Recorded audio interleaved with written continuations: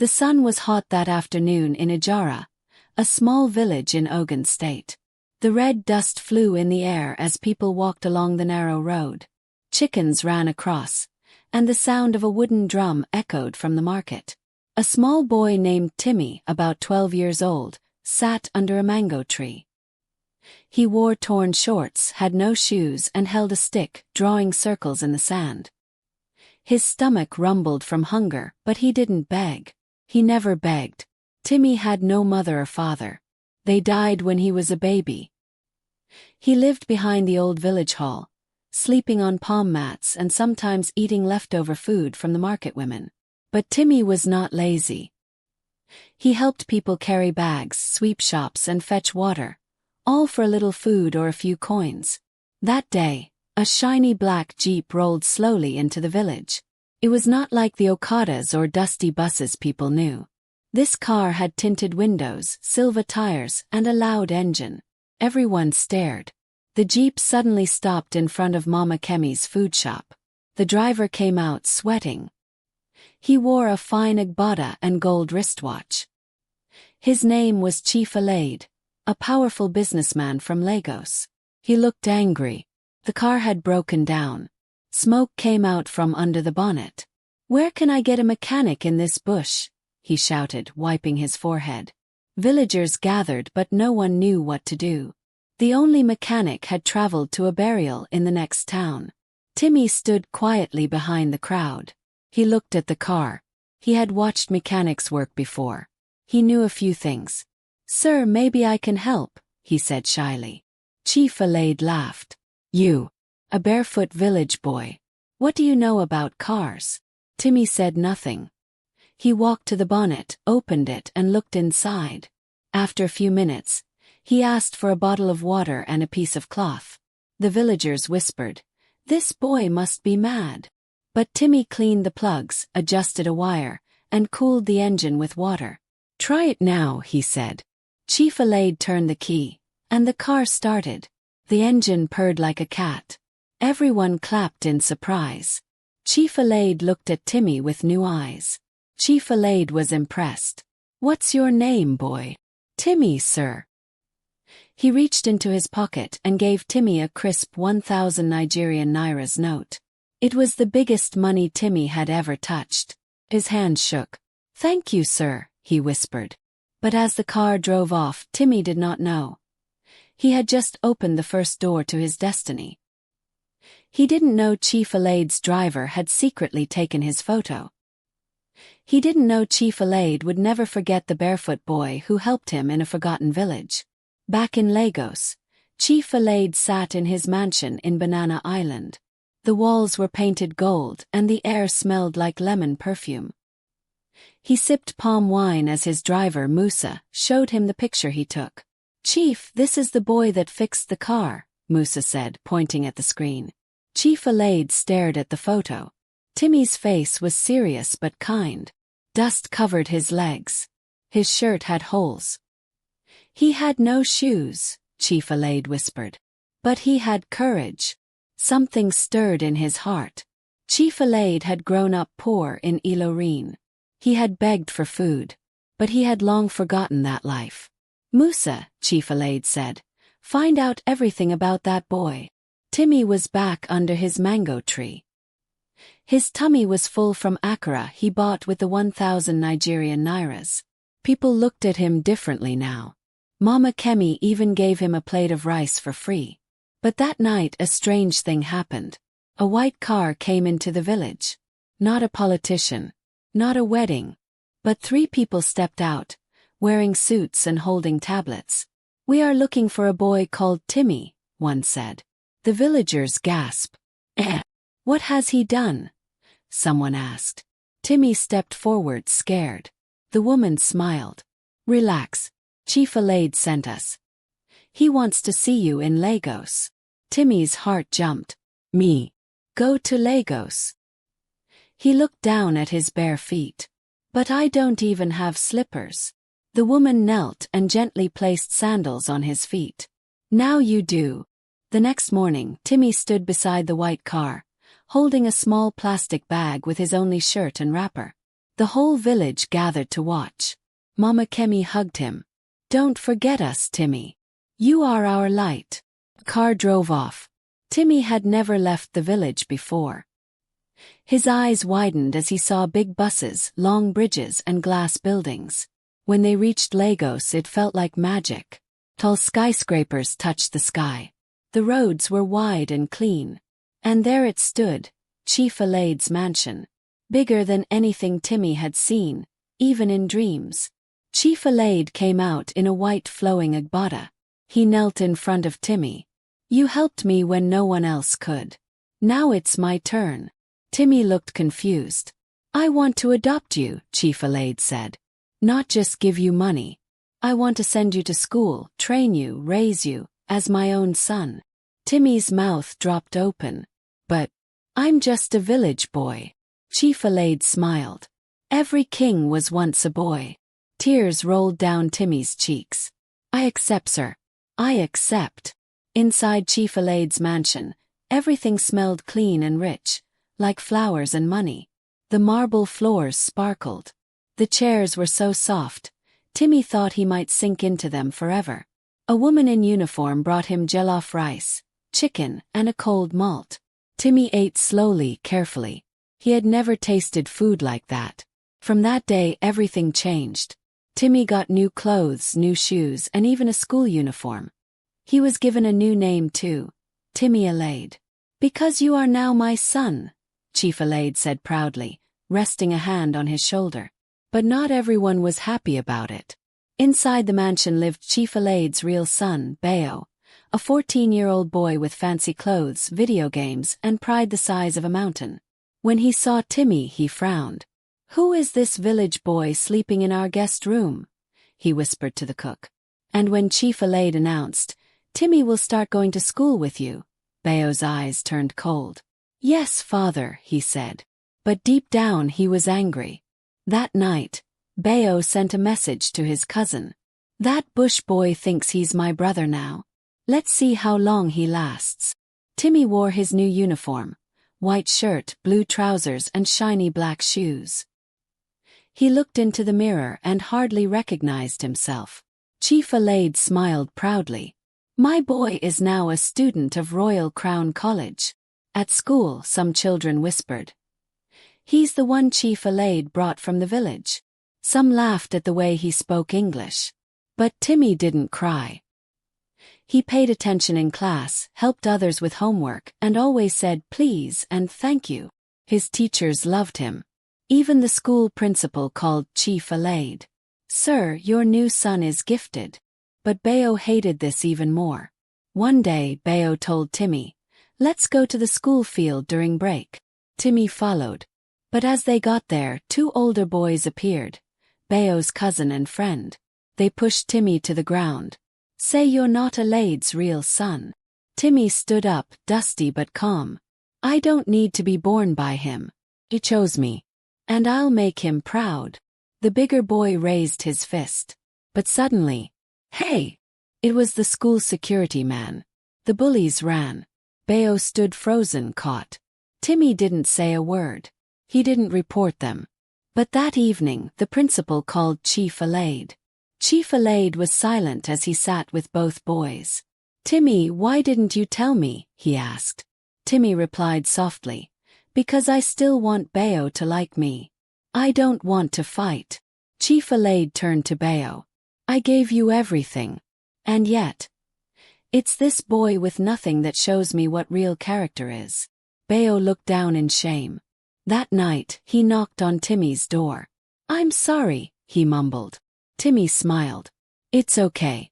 Maybe now, we can be brothers." Bayo nodded slowly.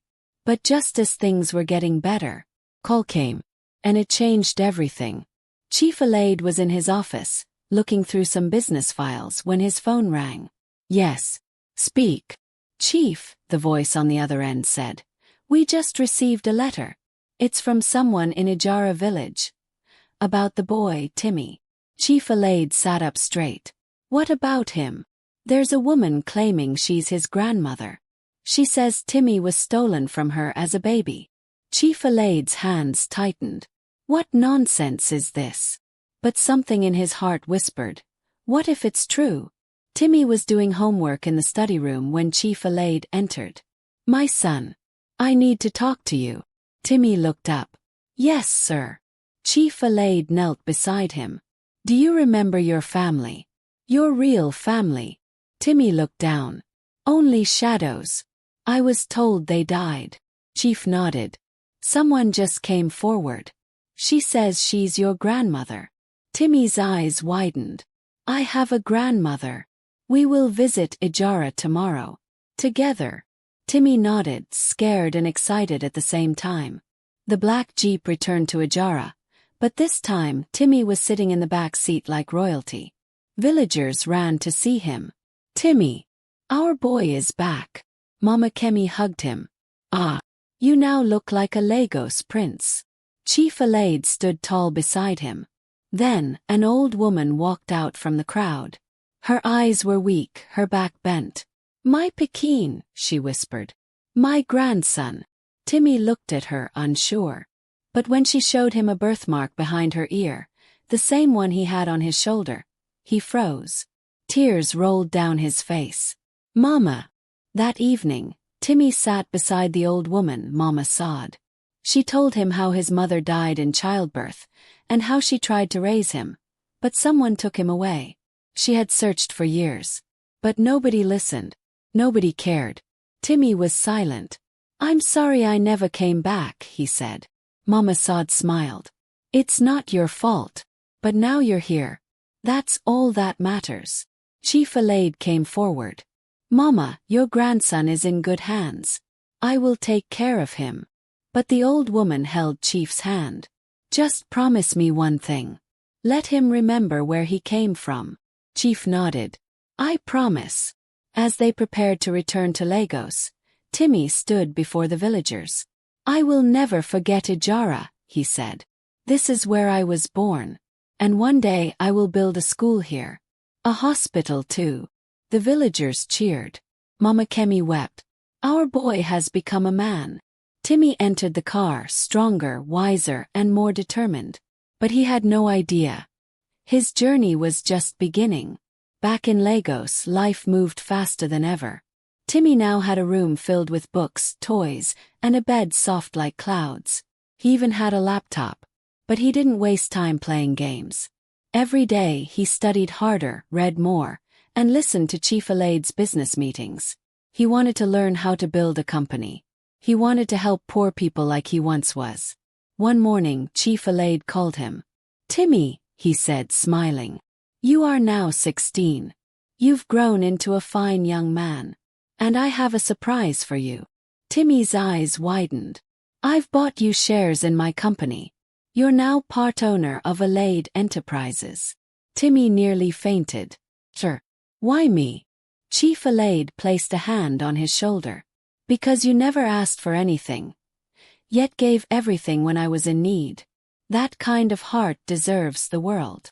Not everyone celebrated this news. Bayo, who had tried to be friendly for months, felt a sting in his chest. My father never gave me company shares at 16, he thought. That night, Bayo messaged a crooked man named Depo, an ex-worker fired for stealing from the company. I want to teach him a lesson, Bayo typed. Let's destroy his reputation. Depo replied. Say no more. I have a plan. The next day, Timi received a business message on his email. It looked real. We are a youth empowerment organization. We want to donate 10 million Nigerian nairas through you, Mr. Timi Alade. Just send your account details. Timi was excited. Wow! I can use this to build the school in Ijara. He rushed to tell Chief Alade, but he was out of town. So, trusting the message, Timi sent the details. But it was a trap. Depo and Bayo used that email to steal 100 million Nigerian nairas from the company's accounts. 2 days later, police arrived at Alade Mansion. Timi Alade, you are under investigation for financial fraud. Timi froze. What? I didn't steal anything. The news spread like wildfire. Headlines screamed. Poor boy turned billionaire caught in theft scandal. Chief Alade returned in shock. Timi, what did you do? Timi cried. I thought it was a donation. I swear I didn't mean to do anything wrong. Chief Alade looked torn. You broke my trust. Timi was silent. The pain cut deep. Timi sat on his bed. His phone buzzed with hateful comments. The world had turned on him.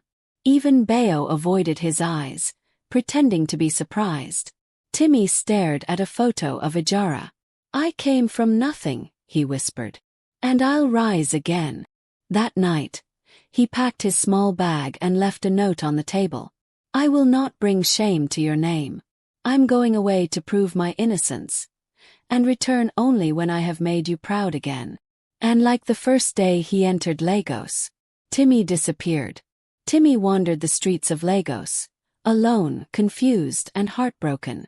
For weeks, he slept under bridges, behind shops, and sometimes in abandoned buses. He had returned to the life he thought he had left behind. But this time he was older, wiser, and determined. He remembered the old woman who once told him, "Your future is bigger than your past." He began helping again, cleaning mechanic shops for food, washing cars in parking lots, and asking to sit in on free tech classes at a community center. One day, while sweeping outside a rundown computer shop, the owner, Uncle Joe, noticed him. You boy, why do you come here every day if you have nothing? Timi replied, because I want to learn. I want to build something with my hands. Even if I must start from zero again. Uncle Joe was touched. From that day he trained Timi in computer repair, mobile app coding, and digital marketing. 2 years passed. At just 18 years old, Timi launched a small tech startup called Ijara Apps, a name that honored the village he came from. His first invention. A free mobile app that taught children how to read and count using Nigerian names, voices, and music. It went viral in schools and orphanages. Sponsors started calling. Donations flowed in. Within months, Timi was invited to speak at tech conferences, and newspapers now wrote new headlines. Once homeless, now hopeful, the billionaire tech boy from the streets.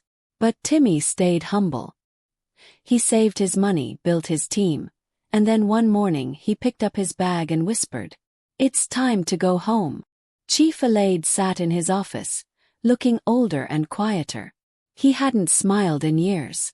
Suddenly, his secretary burst in. "Sir, there's someone here to see you." He looked up. Timi walked in, dressed in a simple native kaftan, with a calm face and confident walk. Chief stood frozen. "Timi." "Yes, sir," Timi said. "I'm sorry I left without saying goodbye. But I had to prove myself." He placed a brown envelope on the table. "What's this?" Chief asked. "A full report. Every penny stolen I paid back. With interest. I also found the hacker.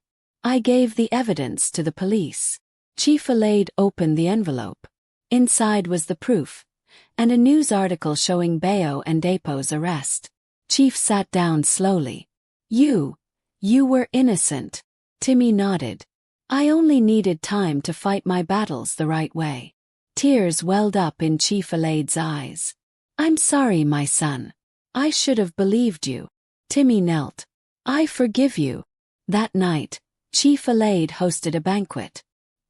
He raised his glass before guests from across Africa. "This is my son, Timi. Not by blood but by bravery. From homeless to billionaire. And today, I name him my company's future CEO." The crowd clapped wildly. Timi smiled, but whispered quietly to himself. It was never about the money. It was about purpose. 3 months after becoming CEO of Alade Enterprises, Timi kept a quiet promise to himself. He stood once again at the edge of Ijara village, dressed in a simple white agbada, no bodyguards, no flashy cars. Only a quiet convoy with boxes in the back. Mama Kemi ran out first screaming, "Ah, Timi, our billionaire son." Children gathered around him. Women danced. Old men shook his hand. He smiled. "I told you all. I would return." From the back of the truck, workers carried out school chairs, food bags, and boxes of books. and beside it stood a large sign. Coming soon. Timi laid foundation school and clinic. Mama Saad, now in a wheelchair, held his hand tight. You are the answer to my prayers, my son. He bent down and kissed her hand. You were my beginning. 1 year later, the village had changed. The dusty roads were now paved. The small children ran in clean uniforms. The clinic treated sick villagers for free. And at the school gate was a statue of a barefoot boy holding a wrench. Under it were the words, "Sometimes the smallest help leads to the biggest future." Timi stood before the crowd on opening day and shared his story, not to boast but to inspire. I wasn't born lucky. I was born ready. Ready to learn, ready to serve. My life changed the day I helped someone without asking for anything in return. He looked around. Every child here matters. Even the one with no shoes. Especially that one. After the ceremony, a stranger approached. An old man in tattered clothes, eyes sunken, legs shaking. Sir, can I speak with you? He asked. Timi turned gently. Yes. I was the man who once chased you away from my shop years ago. You asked to help sweep, but I mocked you. I said, "Go away, bush boy." He paused, his eyes filling. But today, my own granddaughter is one of your scholarship students. I just came to say thank you. Timi reached out and hugged him. I've forgotten your words, Baba. But I will never forget this moment. The crowd clapped. It was a full circle. From rejection to recognition. From hunger to honor. As the sun set over Ijara, Timi sat under the same mango tree where he once drew circles in the dust. A young boy approached, barefoot with wide eyes. Sir, can I help you carry your bag? The boy asked. Timi smiled, remembering. What's your name? Fola, the boy said proudly. Timi handed him the bag. Then come with me, Fola. Let's walk this path together. He looked into the camera of the news team covering the school launch. To every child out there who feels forgotten, never stop being kind. That one act may unlock your future. What lesson did you learn from Timi's journey? Would you still help someone without expecting anything in return? Let us know in the comments below.